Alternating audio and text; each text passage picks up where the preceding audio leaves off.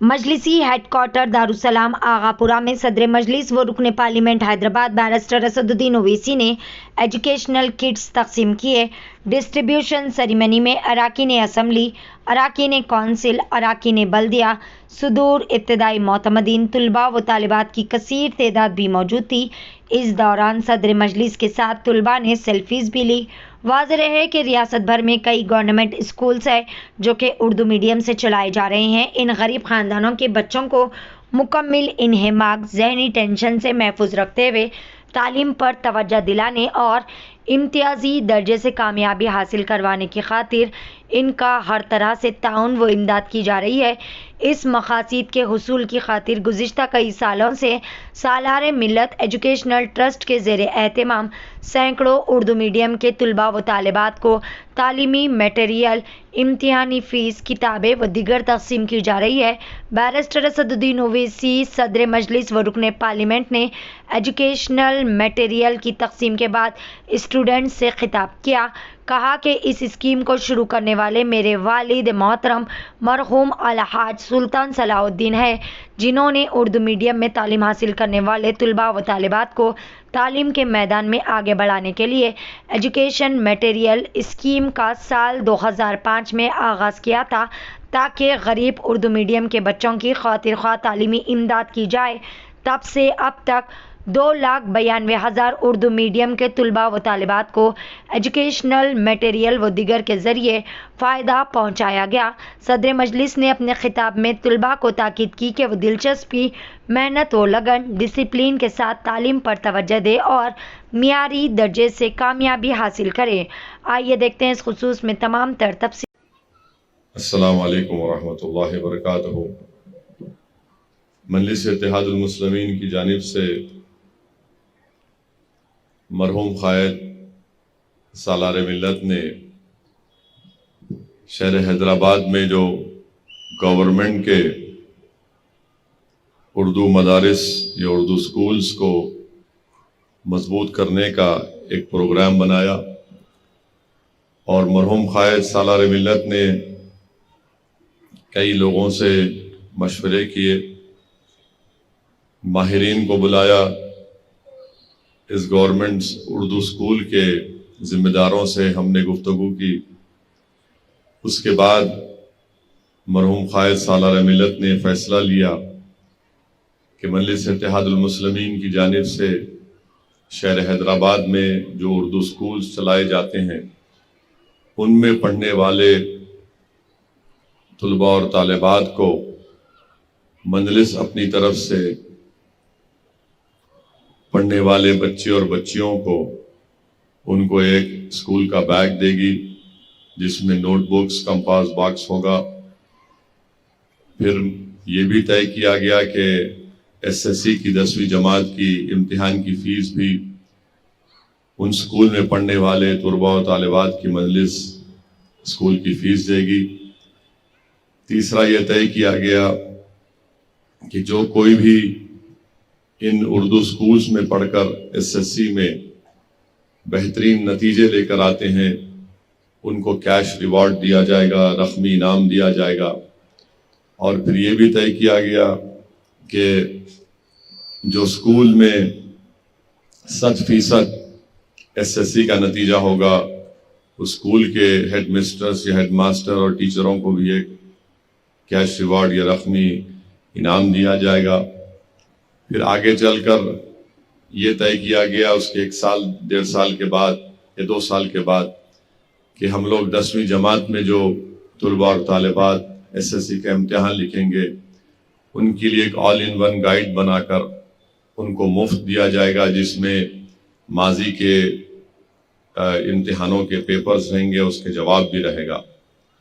تو الحمدللہ مرحوم قائد کی دوراندیشی تھی، سالار ملت کی یہ کوشش تھی جو آج الحمدللہ ہم لوگ کوشش کر رہے ہیں اس کو اچھی طرح سے انجام دینے کے لیے۔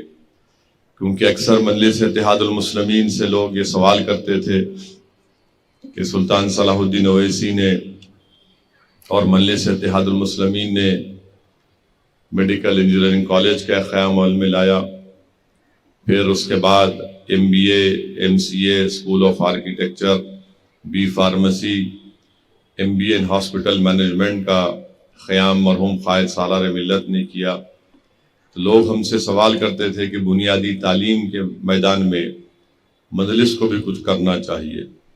تو الحمدللہ پچھلے 17 سال سے یہ اسکیم کامیابی سے چل رہی ہے، اور پھر اس کا ایک ٹرسٹ بنایا گیا ہے جس کا نام مجلس چیریٹی ایجوکیشن ریلیف ٹرسٹ ہے. اور اس ٹرسٹ میں ہر سال ہم عوام سے یہ اپیل کرتے ہیں کہ اس ٹرسٹ میں اپنی طرف سے جو بھی پیسے دے سکتے وہ دیں، اور جو پیسہ اس ٹرسٹ میں جمع ہوتا ہے اس سے مجلس اتحاد المسلمین اس طرح کا کام یہ گورنمنٹ کے اردو سکولز میں جو طلباء اور طالبات بچے اور بچیاں پڑھتے ہیں ان کو یہ تمام چیزیں دی جاتی ہیں. اور اسی کے تحت جشن رحمت اللہ عالمین کا بھی انعقاد عمل میں لایا جاتا ہے. اور ساتھ ہی ساتھ اب تلنگانہ میں جتنے بھی گورنمنٹ کے اردو سکولز یا مدارس ہیں وہاں پر مجلس اتحاد المسلمین کی جانب سے ہر سال MLAs جا کر مختلف ضلع کے شہروں میں جا کر وہاں پر آل ان ون گائیڈ مفت مجلس اتحاد المسلمین کی طرف سے دیا جاتا ہے. تو یہ کام مجلس اتحاد المسلمین گورنمنٹ کے اردو سکولز کے لیے پڑھنے والے بچے اور بچوں کے لیے کر رہی ہے. اور ساتھ ہی ساتھ آپ یہ بھی جانتے ہیں کہ ان گورنمنٹ اردو سکولز میں پڑھنے والے 99% بچے اور بچوں کا تعلق مسلمانوں سے ہوتا ہے. تو اور آپ جانتے ہیں، یہ دنیا بھی جانتی ہے کہ تعلیم کے میدان میں مسلمان بہت پیچھے ہے، چاہے وہ لٹریسی ریٹ ہو یا پھر ڈراپ آؤٹ ریٹ ہو. اس میں ایک بہت بڑا چیلنج مسلمانوں کے لیے ہے. تو مجلس کی کوشش یہی ہے کہ ان کمزور طبقات کو طاقتور بنایا جائے. اور اگر آپ کسی قوم کو طاقتور بنانا چاہتے ہیں تو صرف جذباتی تحاریر سے ان کو طاقتور نہیں بنا سکتے آپ، بلکہ ان کو اگر طاقتور بنانا ہے تاکہ وہ قوم جب طاقتور ہو جائے گی تو جس علاقے میں وہ لوگ بستے ہیں وہ علاقہ طاقتور ہو جائے گا، جس جگہ پر وہ رہتے ہیں وہ علاقہ خوبصورت ہو جائے گا. اور مجلس کا ماننا یہ ہے کہ بھارت کی سرزمین میں جو مسلمان ہیں ان کو اگر طاقتور بنانا ہے تو ان کو تعلیم کے زیور سے آراستہ کرنا پڑے گا. اور یہ بہت ضروری ہے، بلکہ مسلمانوں کو اس بارے میں سوچنا پڑے گا کہ وہ کیسے اپنی اولاد کو، اپنے بھائی بہن کو، اپنی قوم کو کیسے تعلیم یافتہ کریں، کیسے ان کو پڑھائیں لکھائیں. اور اس کے لیے ہم تمام کو محنت کرنے کی ضرورت ہے. یقیناً یہ آسان بات نہیں ہے، مگر ہم تمام کو کوشش کرنا ہے، کیونکہ اگر ہم اپنی صفوں سے جہالت کو اور بے روزگاری کو، ان تمام چیزوں کو دور کرنا چاہتے ہیں تو بہت ضروری ہے کہ ہم اپنی اولاد کو اچھے سے اچھے تعلیم ان کو دلائیں. اور مجھے یقین ہے کہ یہ کام بڑی طاقت سے، بڑی جستجو سے مختلف مسلمانوں کے محلوں میں کام کیا جا رہا ہے. کیونکہ لوگ اکثر یہ کہتے ہیں کہ مسلمان پڑھنا نہیں چاہتے ہیں، مسلمان صرف پنچر کی دکان پہ کام کرنا چاہتا ہے. بلکہ تنزیہ طور پر جو مسلمانوں کے دشمن ہیں وہ کہتے ہیں کہ عبدل کا بیٹا صرف ٹائر کا پنچر بنائے گا. میں آج آپ سے کہہ رہا ہوں، پہلے بھی کہا ہوں کہ عبدل نے ٹائر کا پنچر بنایا ہوگا، مگر عبدل کا بیٹا اور بیٹی انشاءاللہ تعالیٰ ایک عالی شان گاڑی بھی چلائے گی انشاءاللہ تعالیٰ.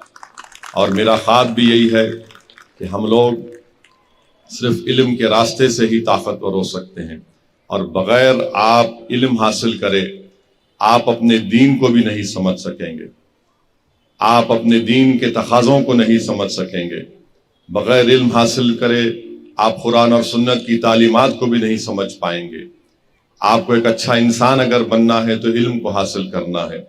تو اس لیے یہ چیزوں کو سامنے رکھ کر مرحوم قائد سلطان صلاح الدین اویسی سالار ملت نے اس اسکیم کا آغاز کیا.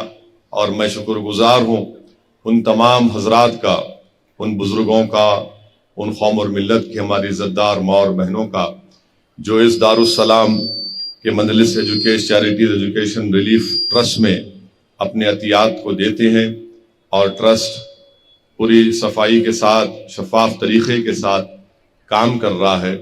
اور میری آپ تمام سے یہ بھی گزارش ہے کہ آپ اس ٹرسٹ میں جو بھی آپ دیں گے وہ انہی مقاصد کے لیے انشاءاللہ استعمال ہوگا۔